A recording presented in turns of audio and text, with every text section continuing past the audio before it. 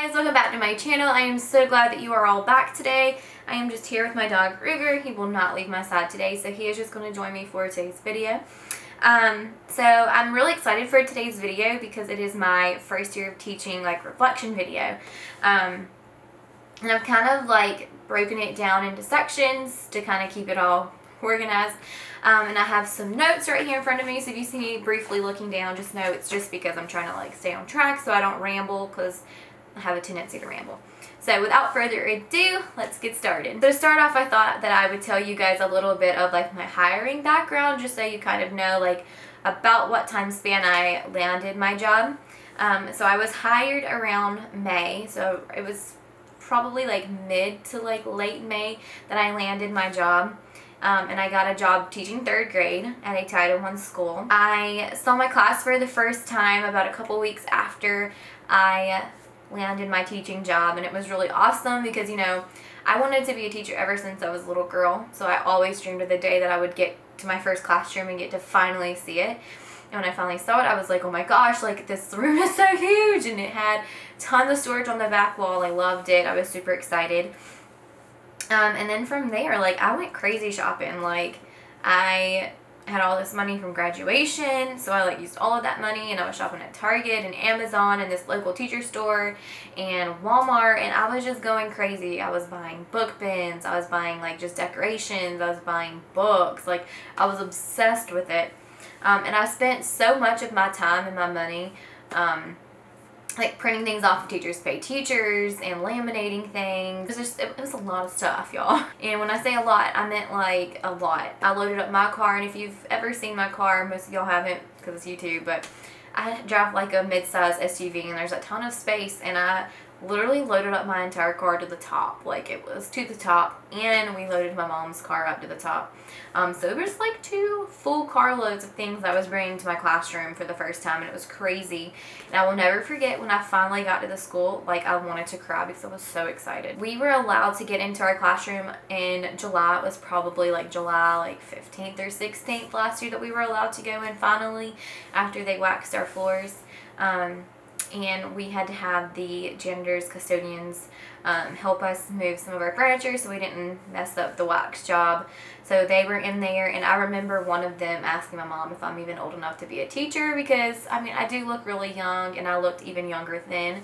And I was just like, yes, I'm old enough to be a teacher. Surprisingly, I looked like a baby. I still look like a baby. But that was that, and it was so fun. I rearranged my room 100 times that day. I didn't like how the desk looked. I didn't like where anything was that I originally planned on putting things. So I literally rearranged my room 100 times. But I soon realized I had way too many desks in my classroom, more than I had students, really. So I had them in groups of 6, but then I decided that was too many kids in a group, so I decided to do groups of 5 and then just have more smaller pods. And I decided before the kids even got there that I wanted to do community supplies, and I had little caddies like at the end, like the plastic clear ones that you can grab from like Walmart, and I had spray painted those caddies, and I was going to keep all community supplies in there. So I had put like crayons and pencils, erasers, glue sticks, and everything in there, and they were just going to be community supplies for each group to like have. Keep that in mind because that did not stay that way throughout the whole year. So the teacher that was in there before me left a ton of resources in the filing cabinet, so I went through that and like pulled out things that I knew I would like use, and there was a lot of older stuff in there that I just kind of like chunked away. And I went through all the cabinets and organized the cabinets to how I think that I would have liked it. But I've reorganized those cabinets now like 100 times too. And then I spent literally every day in my classroom for weeks. I was up there every single day from like 8 a.m. to like 2. One of my very best teacher friends now, I remember she would come in and she'd be like, you need to go home and like enjoy the rest of your summer, because like this is your last free summer before you're like a teacher all the time. And she was like, do not stay up here all the time. And I didn't listen to her, and I totally did. Should have took her advice. But anyways, I was just super duper excited, and she started calling me Poppy, you know, Poppy from the Trolls, because I was just literally like excited way too much. But then anyways, It gets into August, and I have some first year teacher training days that were really fun. I was pumped about it. I made some new teacher friends. Then it was Meet the Teacher night, where I got to meet some of my students and their families. And y'all, I was so nervous. Literally, I was like sick to my stomach that day, because I was like, oh my gosh, what do I say to these kids? What do I say to their parents? What do I need to have for them to like look at? So I found all these really cool forms on Teachers Pay Teachers and just printed them off. There's the form on there for like a Instagram page, like permission to post pictures on an Instagram page, a class website permission form, transportation. I had like a Meet the Teacher like little sheet that would tell them about me, and I had a little flip booklet of like rules and procedures and things like that for the class. And it was a lot of paperwork, and now that I look back, that was a lot of work that parents, like, they never looked at any of that. I had some stations where they would like address an envelope to themselves so I could send home things. Like, I never ever did that. I had a wish tree set up where they could pull an apple off the tree and they could bring things in. That actually was a hit. Like, they actually really liked that, and they appreciated the fact that I was asking for the help. And so I'll continue to do that. But I cannot reiterate the amount of nerves that I had about it. Like, it's like, what if the kids don't like me, or what if the parents question me? Like, I look so young. Like, and I was just like so nervous that somebody was just gonna make me cry, because I'm super sensitive anyways. But anyways, it was really like the best time ever. Once I got over the nerves, and it was so funny because I had just started this YouTube channel around that time, and one of my students somehow like found my YouTube channel, and she had been watching my teaching videos all summer. And so when she came in to Meet the Teacher night, she said to me, "Miss Gladden, I already know who you are." And I said, "Okay, how?" And she's like, "Oh, I watch your YouTube channel." And I'm like, what? Like, and I only shared it on my personal page, so I still really have no idea how she found it, but it's fine. But she was so sweet. She's so into YouTube videos, and I love her. That really, like, helped me, like, calm my nerves, honestly. Like, it was so crazy. But it was a really good night. I was only questioned by one parent. She asked me, like, how many years I've been teaching, and I told her it would be my first year, and she said, "Oh, okay."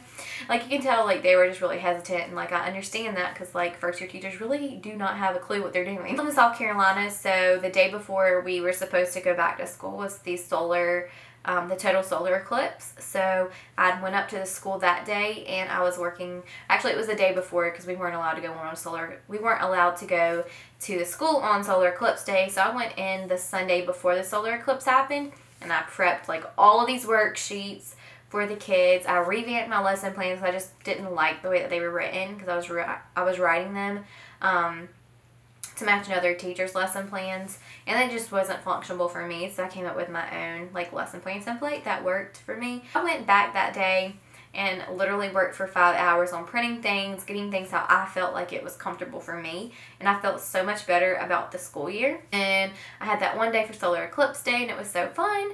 And then the first day rolls around, and you guys, I did not sleep an ounce that night. I just was so excited. I was like, this is the day I've been waiting for, my very first day of teaching.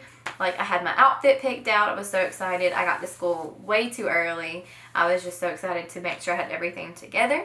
And I remember greeting the students that morning. I had a big smile on my face. They were all smiling and happy and came on in, and they were great, like the very first day of school. I didn't talk, like, not one bit. On their desk, I had like this little about me sheet that was like, what's your age, your name, favorite color, things like that. So then we could sit in our morning meeting circle, and we could talk to each other and kind of figure out like who has similar likes and interests, and it was really cool. But like all good things, it never goes to plan. We didn't sit in our circle that day because we ended up going to the cafeteria to like go over cafeteria rules.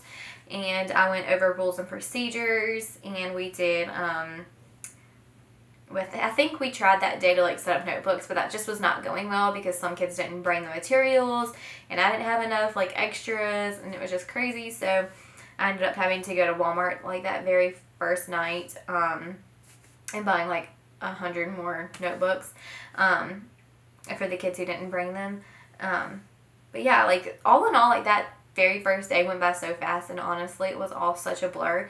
I barely remember it. I kept thinking about that day was just how amazing the kids in my class were, and I went home telling my mom, like they didn't talk, they were so well behaved, and I told her, I said, I hope it's just not first day jitters. And it was. So I wanted to find one of the posts that I made on my very first day of teaching, and I posted this picture that my mentor had given me, and I thought it was like the sweetest gesture. So I posted that on Facebook, and I said I had the most amazing first day with my sweet 3rd grade kiddos. I'm pretty sure I have the best class, but I may be biased. So excited for this school year. So I was like super excited, and like I literally thought I had the best class ever. And they ended up being really awesome kids, but just like all good things, like we had our rocky moments.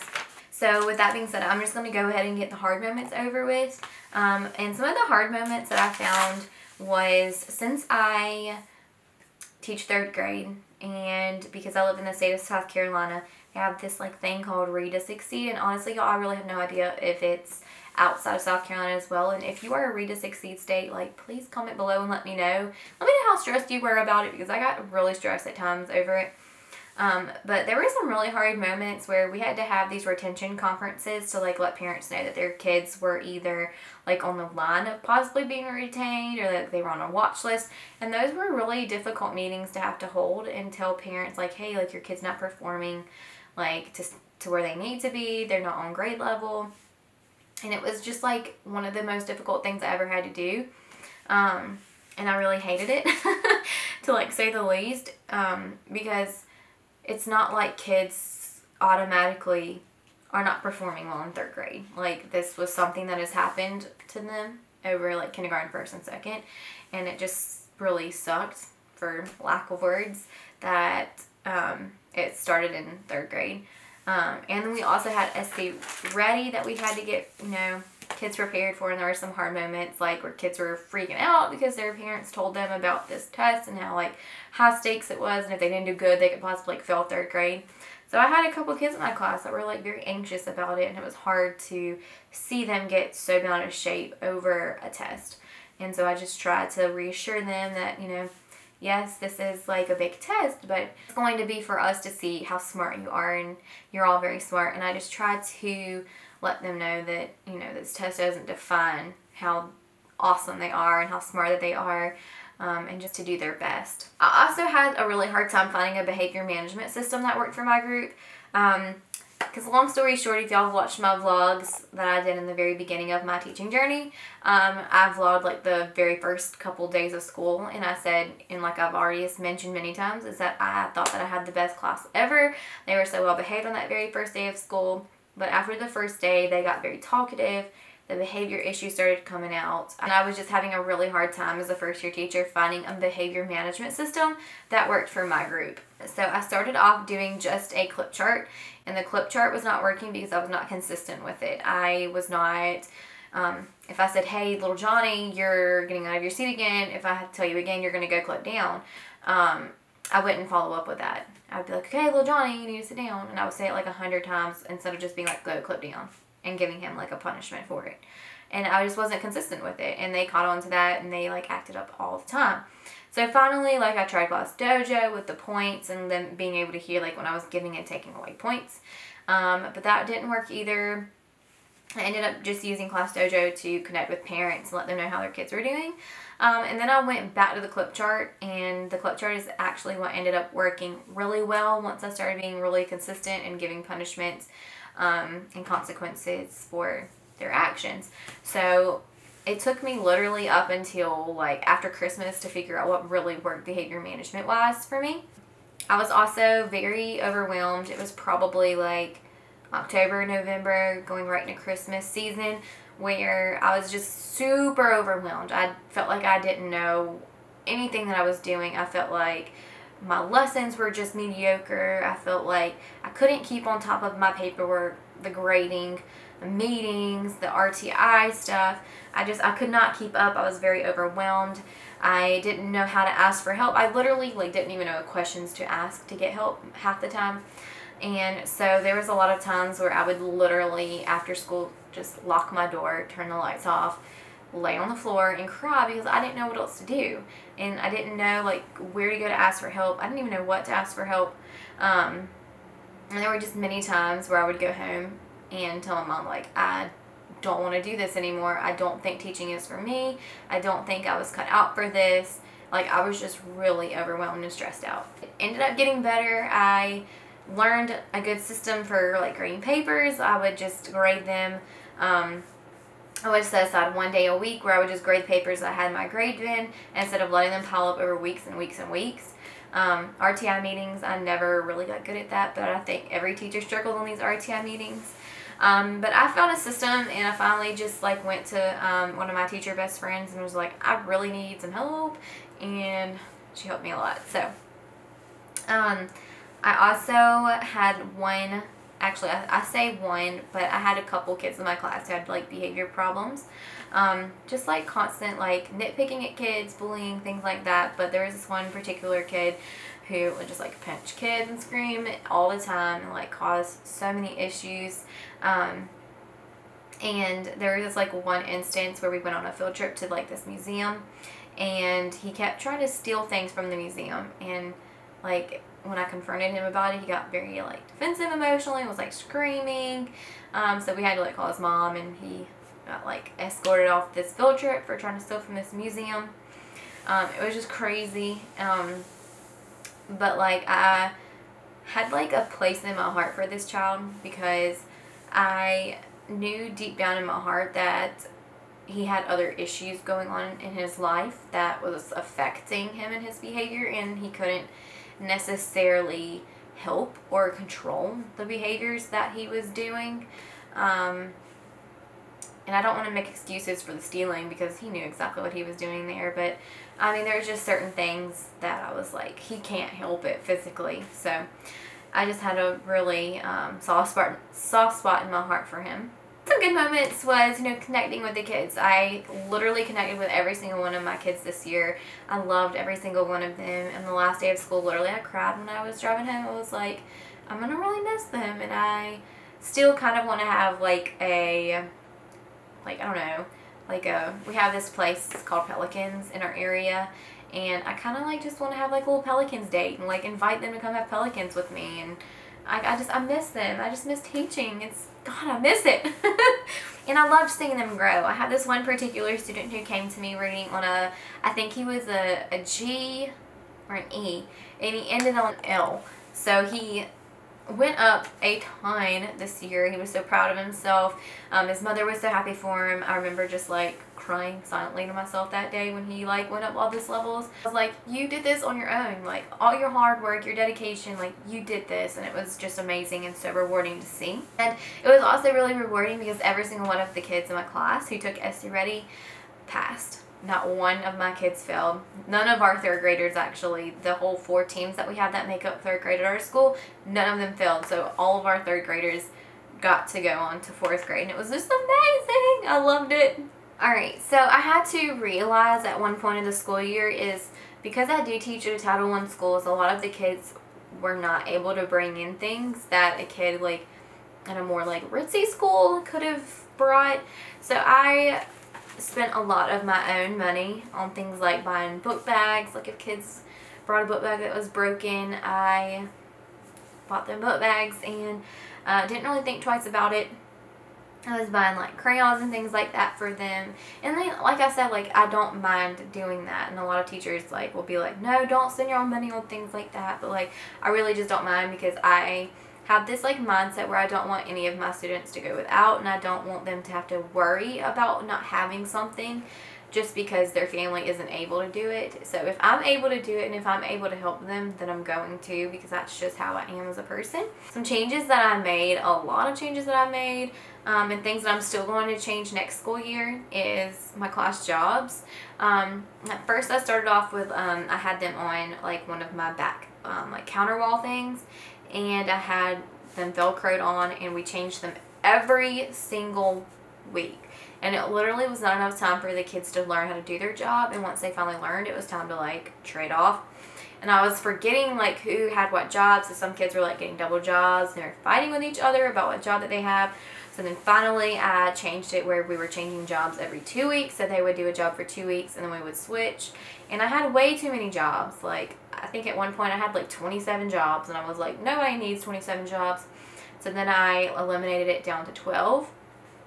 And then we just like rotated, and I'm still going to change my jobs next year. I found this super simple paper one on Instagram, and I can't remember who came up with it, but it's just it has it split off into like little miniature squares, and you just put their little numbers on there, and it just literally, you just go over one notch like every other week or whatever you decide.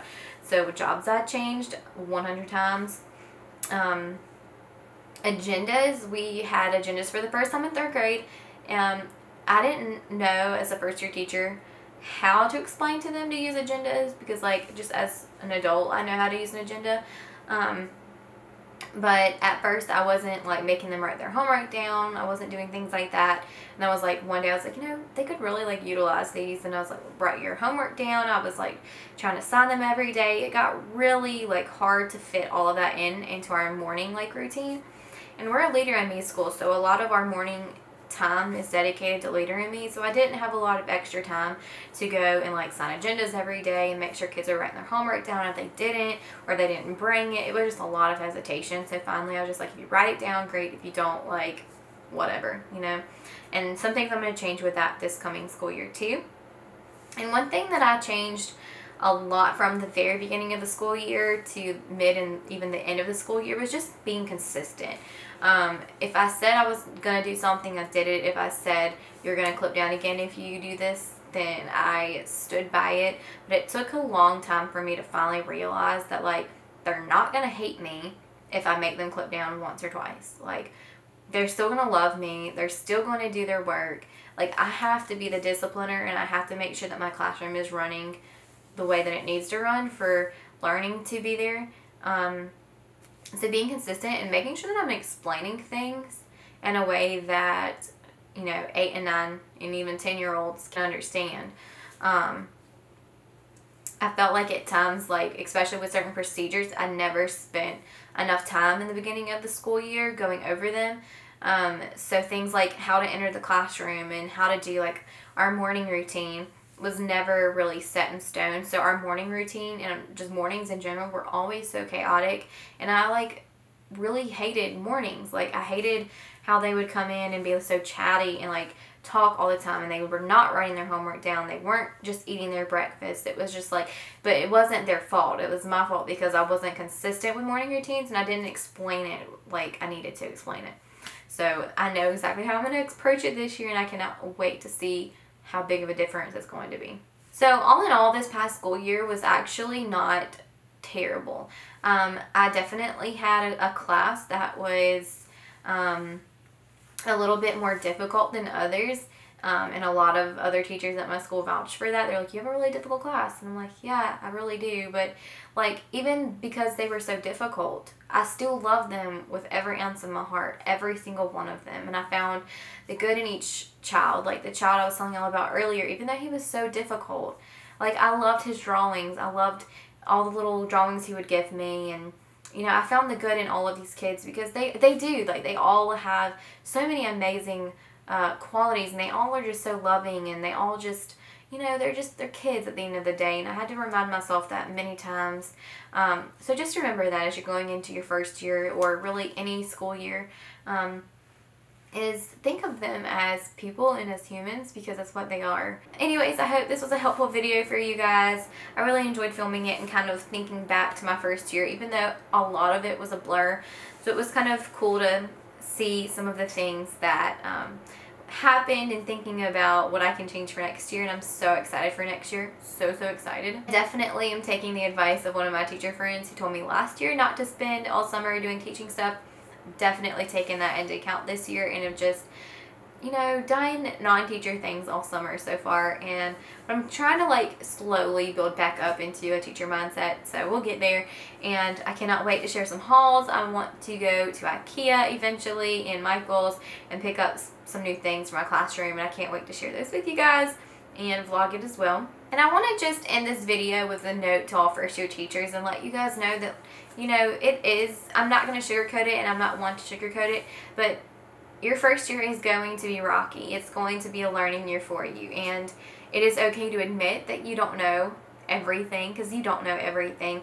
That first year, my first year, I was like, I just want to be perfect. I want to be just like, you know, these seasoned teachers who have been teaching for like 20 plus years, and I had to come to a quick realization, like, I'm not there yet, and I can't perfect everything, and I didn't perfect everything.